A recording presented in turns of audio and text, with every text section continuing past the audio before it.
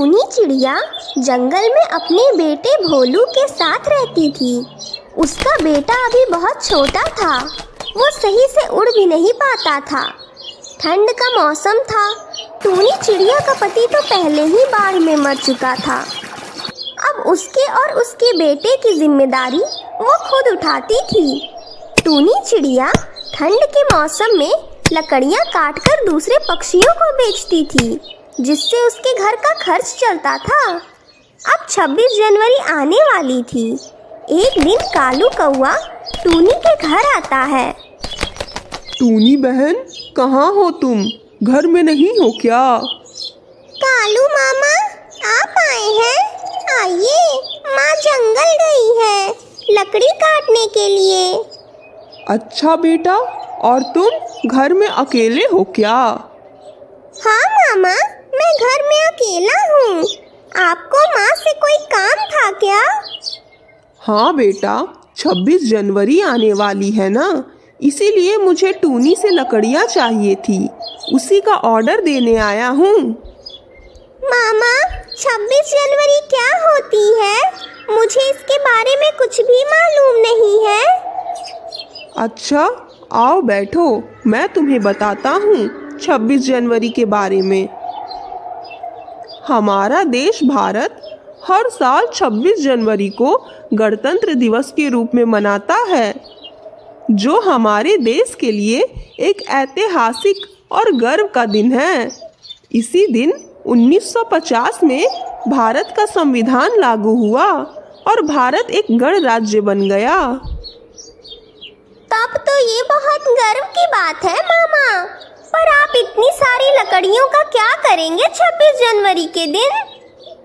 बेटा, मैं इन लकड़ियों से हमारे भारत देश का झंडा बनाऊंगा और पूरे जंगल में हर पक्षी को दूंगा, क्योंकि उस दिन हम अपना झंडा भी तो लहराते हैं और इसे तो हम सारे पक्षी त्योहार की तरह मनाते हैं।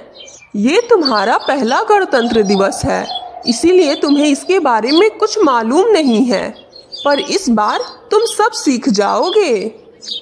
अभी भोलू और कालू दोनों बात ही कर रहे थे कि तभी वहाँ टूनी चिड़िया आ जाती है। कालू भैया, आप यहाँ क्या कर रहे हैं? टूनी, मैं तुम्हें लकड़ियों का ऑर्डर देने आया था। मैं हर साल की तरह इस साल भी झंडे बनाऊंगा और जंगल में सबको दूंगा। हाँ भैया, मुझे ये बात पता है, इसलिए आपके बोलने से पहले ही मैंने लकड़ियाँ काट ली हैं। ये लीजिए। वाह टूनी चिड़िया, ये तो तुमने बहुत अच्छा काम किया है। अब मुझे झंडे बनाने के लिए ज़्यादा समय मिल जाएगा। ये लो तुम्हारे पैसे। नहीं भैया, मैं अपने देश का झंडा बनाने के लिए पैसे नहीं ले सकती। ये आप मुफ्त में मेरी तरफ से ले जाइए। मैं इतना तो कर ही सकती हूँ अपने देश के लिए। ये तो बहुत अच्छी सोच है तुम्हारी टूनी। ठीक है, फिर मैं चलता हूँ। कालू कौआ वहाँ से लकड़ियाँ लेकर चला जाता है। माँ, इस बार मैं भी 26 जनवरी मनाने आप लोगों के साथ जाऊँगा। हाँ बेटा, इस बार तुम भी हम सबके साथ झील के बगल वाली पार्क में चलोगे, जहाँ हम सब मिलके गणतंत्र दिवस मनाएंगे। जंगल के सारे पक्षी गणतंत्र दिवस की तैयारी में लग जाते हैं। तभी गांव में एक खबर फैलती है कि कालू कौआ जंगल में गया था और वो अभी तक वापस नहीं आया है। आंधी और तूफान में उसकी मौत हो गई है। जंगल के सभी पक्षी बहुत उदास हो जाते हैं और वो कालू कौवे के घर पहुंचते हैं। भाभी, आप चिंता मत कीजिए, जो होना था वो तो हो गया, अब सब ठीक हो जाएगा। हाँ बहन, मैंने इन्हें बहुत मना किया था कि आप इतनी आंधी में जंगल में मत जाइए, लेकिन इन्होंने मेरी एक नहीं सुनी।